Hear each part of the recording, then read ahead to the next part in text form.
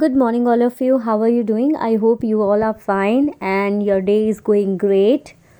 This is your English class. My name is Shabana from Crystal School. So, today we are going to repeat the poem Alphabet Stew again. It is poem number 5 on page number 126. I guess this poem is already done by you, but for the revision purpose and for the midterm examinations we are repeating this again. So I am going to explain the entire poem and we'll do the question answers again. Okay, so I hope at the end of this poem you are able to learn and understand this poem properly. So many of parents told me to repeat this again, so I am doing this. All right, so first of all, alphabet stew. Now you will think about alphabet stew, what it mean. So first of all, alphabets we all know, A, B, C, D, E, F, G till Z. So these are alphabets, A, B, C, D, E, F, G, H, I, J, K, L, M, N, O, P. You all are aware about it. So there are 26 alphabet in English. So this is known as alphabet. And stew. Now what is stew? So a stew is a delicious dish that is made by cooking different type of vegetables together, and an alphabet stew is made by mixing different letter and words together. The alphabet stew can be made delicious in the words that are used go well together and leave the reader wanting more and more. See, alphabet stew matlab it is a kind of soup. You can see here, this is the alphabet stew. Now हम जब stew बनाते हैं, जैसे कि कोई soup होता है, soup के अंदर कैसे हम पानी डालते हैं, फ्लेवर्स डालते हैं, उसके बाद काफ़ी सारे छोटे छोटे वेजिटेबल्स डालते हैं और उसके बाद एट द एंड हमें क्या मिलता है, एक डिलीशियस सी हमें रेसिपी मिलती है जिसे हम खाकर बहुत मज़े करते हैं. But this poem is like that only, जिसमें हम क्या करेंगे, एक बोल में हम बहुत सारे अल्फ़ाबेट्स डालेंगे और अल्फ़ाबेट्स जब मिक्स होंगे तो हमें एट द एंड रिजल्ट हमें क्या मिलेगा, हमें बहुत सारे वर्ड्स मिलेंगे, बहुत सारी पोएट्री मिलेगी, बहुत सारे ड्रामा, नॉवेल. ये सारी चीज़ें किससे लिखी जाती है, वर्ड से. अगर वर्ड इंटरेस्टिंग हुए तो हमें पढ़ने में भी मज़ा आता है. सो this poem is about that only, जिसमें जब बहुत सारे वर्ड्स इकट्ठा होते हैं तो हमें कैसा फील होता है, जैसे कि हम कोई इंटरेस्टिंग पोएम पढ़ते हैं जिसमें छोटे छोटे वर्ड्स मिलके एक सेंटेंस बनता है, सेंटेंस में से पैराग्राफ बनता है एंड पैराग्राफ में से पोएम, चैप्टर्स, और एट द एंड हमें क्या मिलता है, हमें पढ़ के बहुत अच्छा लगता है. We get a moral from it. So accordingly stew भी इसी तरीके से रहेगा, जिसमें बहुत सारे अल्फ़ाबेट्स मिलके बहुत ही डिलीशियस सा कुछ बाहर निकलेगा. Okay, so this poem is written by Jack Prelutsky and mister Jack जो हैं उन्होंने बहुत सारी ऐसी अल्फ़ाबेट्स के ऊपर ही बहुत सारी पोएम्स बनाई हुई है.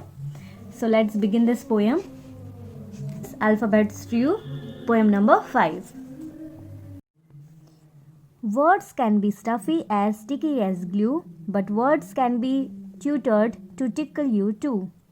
To rumble and tumble and tingle and sing, to buzz like a bumblebee, coil like a spring.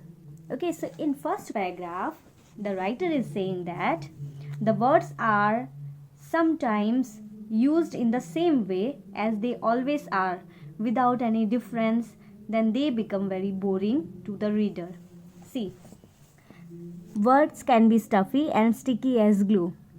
Sometimes काफ़ी बार जो words होते हैं वो repeat होते हैं तो क्या होता है कि बहुत boring हो जाते हैं. Stuffy means boring. So काफ़ी बार हम same to same words use करेंगे तो पढ़ाई क्या हो जाएगी, बोरिंग हो जाएगी, जो हम पढ़ते हैं वो बोर हो जाएंगे. And sticky as glue means काफ़ी बार जो वर्ड्स होते हैं ना वो बहुत बोरिंग होते हैं तो हमें पढ़ने में इंटरेस्ट नहीं आता. And for example on a hot day you can feel sweaty and sticky. जब कोई गर्म दिन होता है तो आपको कैसा फील होता है, बहुत स्टिकी स्टिकी फील होता है, बहुत स्वेटी फील होता है. Similarly some words can make you feel unpleasant when you read them. और काफ़ी बार जब आप ऐसे कोई वर्ड्स पढ़ते हैं तो आपको अच्छा फील नहीं होता, आपको बहुत अनप्लीजेंट फील होता है, आप बहुत इंटरेस्ट से उसे नहीं पढ़ पाते. But words can be tutor to tickle you too. But काफ़ी बार वर्ड्स कुछ ऐसे भी हम समझा सकते हैं, पढ़ा सकते हैं जिससे आपको बहुत ज़्यादा क्यूरोसिटी हो जाए, बहुत ज़्यादा मज़ा आए पढ़ने में. And to rumble and tumble and tingle and sing. So here rumble means make a series of low sound. काफ़ी बार जो वर्ड्स होते हैं वो ऊपर की तरफ नीचे की तरफ जाते हैं और हम इसे गा के भी, like for example if you remember twinkle twinkle little star how I wonder what you are, so इसमें जो साउंड ऊपर और नीचे जाता है तो उससे आपको क्या फील होता है, बहुत अच्छा भी फील होता है। अगर वर्ड्स को आप चाहें तो डिफरेंट डिफरेंट वे इसमें प्रेजेंट भी कर सकते हैं। To buzz like a bumble bee, coil like a spring. See, जो वर्ड्स होते हैं अगर आपको अच्छी तरीके से यूज़ करें, लाइक सिंग करके आप यूज़ करते हैं, you can sing with the words, you can make humming with the words, like bumble B means जो भौरे होते हैं, द बीज, बी जो होती है वो कैसे जी करके आवाज़ निकालती है, राइट। सो उस तरीके से आप वर्ड्स का वैसे भी यूज़ कर सकते हैं। There are so many ways, like vast way to present the word in different different ways. Now in second paragraph, juggle their letters and jumble their sounds, swirl them in circle and stack them in, twist them and tease them and turn them about, teach them to dance upside down, inside out. Okay, so in this paragraph, writer is saying that, poet is saying that कि juggle means do you know there is a clown जो रहते हैं, joker जो रहते हैं, जो एक साथ 3-4 चीज़ें हवा में उछालते हैं, like balls, bottles. So here poet is saying that कि आपको जो लेटर्स होते हैं ना, वर्ड्स होते हैं, उसे भी एक साथ हवा में उड़ाना चाहिए। Like you can imagine that कि words are flying from your hands, different different kinds of words are flying from your hands, और जब एक साथ वो मिलते हैं तो क्या होता है, जम्बल देयर साउंड। और साथ में आप क्या कर सकते हैं, उन सब वर्ड्स को आप मिक्स करके एक अलग सा साउंड क्रिएट कर सकते हैं। स्विल देम इन सर्कल, आप उसे गोल गोल घुमाइए, and stack them in a mould, मतलब जो भी अल्फ़ाबेट्स इकट्ठा हुए हैं उसका एक छोटा सा ढेर लगाइए। Stack means to collect all the things, mounts means pile, एक के ऊपर एक जो हम रखते हैं ना, फॉर एग्जाम्पल बुक्स हम एक के ऊपर एक रखते हैं तो वो एक पाइल बन जाता है, बस उसी तरीके से आपको सारे अल्फ़ाबेट्स को एक के ऊपर एक रखना है, जिससे एक अलग ही तरीके का शेप मिल जाएगा आपको वर्ड्स का। Twist them and tease them and turn them about, उन सब अल्फ़ाबेट्स को आप इकट्ठा कीजिए, ट्विस्ट कीजिए, गोल गोल घुमाइए। देन आप उसमें से अलग अलग इन्फॉर्मेशन इकट्ठा कर सकते हैं, लाइक कोई भी वर्ड्स होते हैं जो वो एक साथ इकट्ठा होते हैं तो अलग ही तरीके का उसमें से मीनिंग निकलता है, तो आप उसमें से इन्फॉर्मेशन लीजिए। Teach them to dance upside down, inside out, and you can ask the words, आप वर्ड्स को बोल सकते हैं कि you can teach them to dance, आप वर्ड्स को बता भी सकते हैं कि you can dance like in a different different ways. अगर आप अल्फ़ाबेट्स को ऊपर की नीचे तरफ लगाएंगे तो अलग उसका मीनिंग निकलेगा, फ्रॉम बाहर से अंदर की तरफ लगाएंगे तो भी उसका अलग मीनिंग निकलेगा। Like alphabets can be used in multipurpose way, बहुत सारे words you can see here in the poem. एक एक अल्फ़ाबेट मिलके क्या बना है, एक पूरी पोएम बन गई है, right. Now in the third paragraph, before describing this, before explaining this, I would like to say that कि इस पैराग्राफ में जो राइटर हैं, जो पोएट है, वो ये कह रहे हैं कि आप कुछ अपने हिसाब से कुछ ऐसा क्रिएट कीजिए जिसमें से आपके बारे में कुछ बाहर निकल के आए, कि आपकी पर्सनालिटी कैसी है। आप ऐसा कुछ अल्फ़ाबेट्स को मिला के बनाइए जिससे आपके बारे में कुछ रीडर को पता चले कि आप क्या कहना चाहते हैं, आपकी पर्सनालिटी कैसी है। Okay, let's see the third paragraph. Make mighty word whisper and tiny words roar in ways no one ever had thought of before, cook and probable alphabets true and words will reveal little secret to you. See, make mighty word whisper, जो words रहते हैं उसमें हर एक word में अलग ही तरीके की एक कैपेसिटी है। There is a something very different and unique things are there in each word, and tiny words roar. तो आपको क्या करना है कि जो बड़े बड़े आप जो वर्ड्स बनाते हैं उसे, काफ़ी बार ऐसा होता है कि जो बड़े बड़े वर्ड्स होते हैं वो बहुत छोटी सी बात कह के चले जाते हैं, और जो छोटे वर्ड्स होते हैं वो बहुत ज़्यादा आपको एग्जैगरेटेड वे में कुछ ऐसा एक्सप्लेन करके चले जाते हैं। सो आप भी कुछ ऐसा क्रिएट कीजिए जो आज तक किसी ने नहीं लिखा।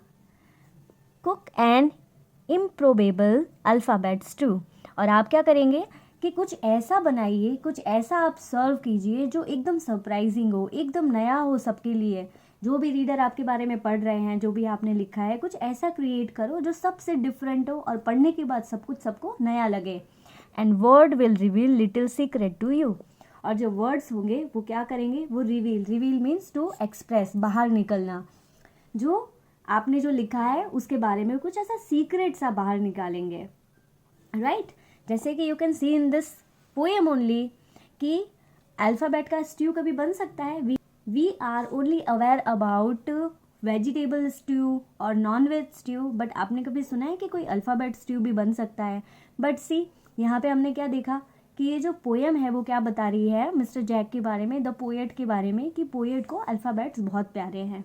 Okay, so this poem was all about alphabets, and when all the alphabets come together it makes something unique, something different and a little side of you। आपके बारे में भी अल्फ़ाबेट बहुत कुछ बता सकते हैं कि आप कैसे हैं, आप कैसा लिखना पसंद करते हैं, और रीडर्स जो पढ़ेंगे वो भी आपको इमेजिन करेंगे कि आपने कितना ब्यूटीफुली लिखा है। Alright, so this poem was all about alphabets too. Now we are going to repeat the question answers again. Let's start the question answers.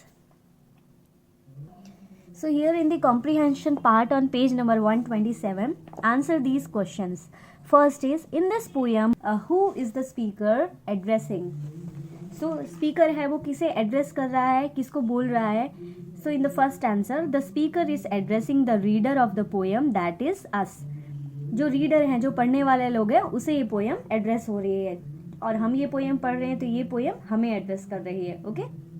Now second one is, according to the speaker, what can words do when used properly? According to speaker, जो speaker है उसके according जब आप words को एक साथ properly use करेंगे तो उससे क्या होगा? Let's see the answer. Words when used properly can make reading more enjoyable. Words that have been used interestingly can make the reader laugh or cry. Words have the ability to make the text alive, such that you can almost see hear the story they tell. Reading and writing are more fun when you play around the words. As I already told you in the poem, कि आप words को इतना interestingly present करो, आप इतना अच्छे से उसे यूज़ करो कि जो रीडर होंगे, जो पढ़ने वाले होंगे, उनके अंदर एक क्यूरोसिटी आ जाए। और वर्ड्स हमें क्या करते हैं, काफ़ी बार हंसाते भी हैं, काफ़ी बार रुलाते भी हैं, और जो भी आप लिख रहे हैं उस वर्ड्स में एक ऐसी एबिलिटी होती है जो काफ़ी सारी चीज़ें ना अलाइव कर देती है। आपको ऐसा फील होता है कि जैसे कि सब कुछ आपके सामने ही हो रहा है। Alright, now the third one is, the speaker does not recommended reading और writing words quietly, what does he suggest instead? Okay, so the answer is, the speaker does not want the reader to read or write quietly. He wants the reader to have fun excitingly with the words. यहाँ पे जो poet है वो कह रहे हैं कि आप जो भी कुछ लिखते हैं या पढ़ते हैं उसे चुपचाप मत करो, उसे एकदम अच्छे से लाइक सबके सामने प्रेजेंट करो एक अलग ही तरीके से और एक्साइटमेंट के साथ, खुशी के साथ। He wants to twist, thrill and he wants that word can be dance. He wants to make the word come alive and make the sound that you can. And the writer is saying कि आप जो भी words आप इकट्ठा हो रहे हैं, जो भी आप वर्ड्स का यूज़ कर रहे हैं, उसे इतने अच्छे तरीके से प्रेजेंट करो कि उसमें से कुछ मीनिंग बाहर निकल के आए। Now fourth one is, look at the meaning of the word stew. Now say what an alphabet stew is. Okay, अब यहाँ पे पूछ रहे हैं कि स्ट्यू का मतलब क्या है और अल्फ़ाबेट स्ट्यू का मतलब क्या है। Okay, so as I already told you in the beginning, let's see the answer. A stew is a delicious dish that is made by cooking different type of meat and vegetable together. अब stew किसे कहेंगे? It is a kind of soup only, जिसमें बहुत सारे vegetables और flavors use होते हैं। Similarly, alphabet stew is made by mixing different letters and words. But alphabet stew में क्या होता है? Alphabet stew में हम बहुत सारे letters और alphabets को mix करते हैं और उन सबको इकट्ठा करके वर्ड्स बनते हैं। The alphabet stew can be made delicious if words are used go well together and leave the reader wanting more and more. लेकिन अगर जो अल्फ़ाबेट स्ट्यू है वो बहुत अच्छा बना, मतलब बहुत अच्छे तरीके से हमने अल्फ़ाबेट्स का यूज़ किया, तो क्या होगा कि जो रीडर होंगे, जो पढ़ने वाले होंगे, वो चाहेंगे कि हमें और ज़्यादा पढ़ना है, हमें और ज़्यादा मज़ा आ रहा है। Okay, So this is known as stew and alphabet stew. Now fifth one is how will words reveal their secret to you? अब जो वर्ड्स होते हैं वो सीक्रेट कैसे रिवील करते हैं आपको? Let's see the answer. Words will reveal secret to us when we make alphabet stew out of them. Cooking vegetables along with interesting ingredients create dishes whose taste can surprise and delight us. Similarly, it is when we experiment with different words that will make understand words and now how to use them to write fun stories and poem. See, यहाँ पे जो poet है वो ये कह रहे हैं कि जब हम अल्फ़ाबेट स्ट्यू बनाते हैं, जैसे कि हम कोई रेसिपी बना रहे हैं, उसमें बहुत सारे इंग्रेडिएंट्स मीन्स बहुत सारा सामान डलता है और एक बहुत ही डिलीशियस सी रेसिपी बन के आती है बाहर, लाइक पिज़्ज़ा, बर्गर, उसमें कितनी सारी चीज़ों का इस्तेमाल होता है, राइट? उसी तरीके से जब हम अल्फ़ाबेट स्ट्यू बनाते हैं तो उसमें से हम बहुत सारे अल्फ़ाबेट का यूज़ करते हैं और अल्फ़ाबेट का इस तरह से यूज़ करना चाहिए जिससे हम बहुत सारी अच्छी अच्छी पोएम या स्टोरीज बाहर क्रिएट होके आए और वो पोएम और स्टोरी किसके बारे में बताए? आपके बारे में कुछ अच्छा सा प्रेजेंट करें. Okay, so this was the answer of fifth. Now see the B. Read this line from the poem and answer the question. First is words can be stuffy as sticky as glue. A, why are words sometime thought of as sticky. यहाँ पे words को काफ़ी बार stuffy क्यों कहा गया है वो पूछा है. So let's see the answer. Words are sometimes thought of as stuffy or boring because the way they are used. If words are used in the same way as they always are without any difference, then it will become boring to the reader. See, काफ़ी बार अगर words हम repeatedly same to same use करते हैं, एक ही एक चीज़, जैसे हम एक ही एक खाना खा के बोर हो जाते हैं ना, बस उसी तरह से अगर एक ही एक वर्ड बार बार यूज़ होते हैं तो क्या होता है, जो रीडिंग है वो बहुत बोरिंग हो जाती है. सो हमें अलग अलग वर्ड्स का यूज़ करना चाहिए to make it more interesting and lively. Now B, do you think the words themselves are stuffy are they made stuffy. Words अपने आप कभी स्टफी हो सकते हैं या अपने आप को स्टफी बना सकते हैं. Like stuffy means I already told you means boring. Okay, so the answer is words themselves are not stuffy. Word अपने आप ही बोरिंग नहीं होते. They are made stuffy by the writer.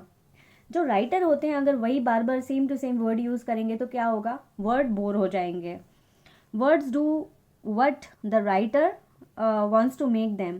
जो वर्ड्स होते हैं वो किस पर डिपेंड करते हैं, राइटर पे डिपेंड करते हैं. If for example if you are a writer, अगर आप राइटर हैं और आप सेम टू सेम चीज़ बार बार अच्छे वर्ड्स यूज़ नहीं करेंगे, बहुत बोरिंग से वर्ड यूज़ करेंगे तो क्या होगा कि बहुत ज़्यादा जो आपका जो पोएम है या मैटर है वो बहुत बोरिंग हो जाएगा.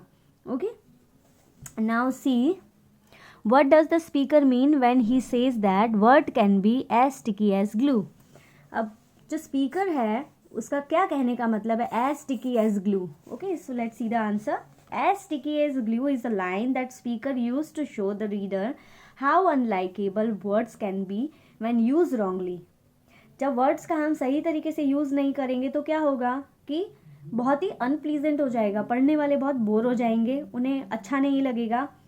लाइक एक हॉट डे में जैसे हम कैसे हमें स्वेट आता है, अगर गर्म किसी जगह पे जाएंगे तो आपको एकदम स्वेटी फील होगा, स्टिकी फील होगा. लाइक दैट वे ओनली अगर आप वर्ड्स का सही तरीके से यूज़ नहीं करेंगे तो जो रीडर होंगे, जो पढ़ने वाले होंगे वो भी बहुत बोर हो जाएंगे और उनको भी मज़ा नहीं आएगा. Okay, so it is used as sticky as glue. Now second one is make mighty word whisper and tiny words roar. A, do word usually whisper or roar? The poet has made the word come. So here the answer is come alive. Okay. Now B is there something unusual about the combination of word in this sentence? यहाँ पे कुछ ऐसा आपको unusual means कुछ अलग दिखा है by combination of the words, जब वर्ड्स को एक साथ कंबाइन किया गया है in this sentences. Let's see here it is we are talking about this sentence. Okay, so here it is the speaker can very unusually combine the words mighty and whisper and tiny and roar. The combination is usually because you would not expect big, mighty, strong words to make quiet sound like whispering. You also would not expect tiny words to make as loud as noise or roar. C is what do you think when you follow the speaker's instruction. अगर आपको क्या लगता है कि जब आप जो speaker ने कहा है उसके इंस्ट्रक्शन मीन्स निर्देशन जो बोल रहे हैं, अगर आप उस तरह से उसे फॉलो करेंगे तो क्या होगा. So let's see the answer. When you follow the speaker's instruction and make mighty words speak, whisper and tiny words roar, you get writing that it is different and unusual. You get stories which do not do what you expect them to do. They surprise you. These stories are also alive. That is, when you read them, you can actually see the event in your mind and hear what is happening. सी अगर आप जो writer ने कहा है, जो speaker ने कहा है, उस इंस्ट्रक्शन को फॉलो करेंगे तो क्या होगा कि छोटे छोटे वर्ड्स बहुत बड़ी बड़ी बातें बोल देंगे और बड़े बड़े वर्ड बहुत छोटी छोटी बातें कहेंगे. और इससे क्या होगा, बहुत ज़्यादा हमें जो रीडर होंगे, जो पढ़ने वाले होंगे, उन्हें सरप्राइज फील होगा. एंड ऑल्सो आपको ये देखने को मिलेगा कि अगर कुछ अच्छा सा आपके सामने आ रहा है बन के, लाइक कुछ अच्छा सा मीनिंग बन रहा है, तो आप खुद उसे एंजॉय करेंगे. आप फील करेंगे कि सब कुछ आपकी आंखों के सामने हो रहा है, इमेज आपके सामने बाहर आ रही है. Okay, now turn the page. Now here we can see think and answer. The poem has many game-like words and make the poem imaginative and playful. Underline these words in the poem. So here, this you have to do it by yourself. It is very easy. For example, let me tell you: tickle, tumble, sing, juggling, jumble, stack, twist, tease, and dance. These all words are very playful. Now second is, the speaker is asking reader to play with words and their sounds. Do you think this will make reading, writing and learning fun? Can you suggest any word game interesting writing exercise that you would like to do in the class? So this is a class activity which is not possible to do right now, alright, but definitely we'll do this activity in some other way, or else I'll share you word activity so you can do this by yourself. Okay, so this one I'll share with you soon. Okay, now here D, identify the similes in the poem and describe the image that have create. You can also create and draw the unusual image. For example, as sticky as glue. Okay, हमें यहाँ पे जो simile है as sticky as glue, यहाँ पे word का repetition हो रहा है. As sticky as glue image phrase create is letter sticking to each other and also trapping anything that come in contact with the birds like bumble bee. This phrase helps us imagine words are buzzing like bee, coil like a spring. These simile create the image of words that are coiled tight like spring, ready to burst and let loose. Okay, now here second one is, according to the poet, words should be combined in unusual way to get vivid and creative expression. Here are 5 things we see around us. Describe the creativity. You can use the words from the box to come out with your own. Flower. Here we can see the word is flower given over here. So here, loud and happy yellow flower. Okay, now ice cream. You have to make this sentence by yourself. Like you can say velvet ice cream. And here rain. So rain is very calm and melodious rain. Like that way you have to make different words patterns. Okay, so this is not required to do anywhere. This is just for your reference. This one is also not required to do anywhere. In your homework, what you have to do is, you have to do A, exercise A in your homework in classwork notebook, and here B. Okay, this is also in your classwork notebook. Answer these all questions. Now here C, it is not required. Okay, so leave this C and D. We have already just discussed it.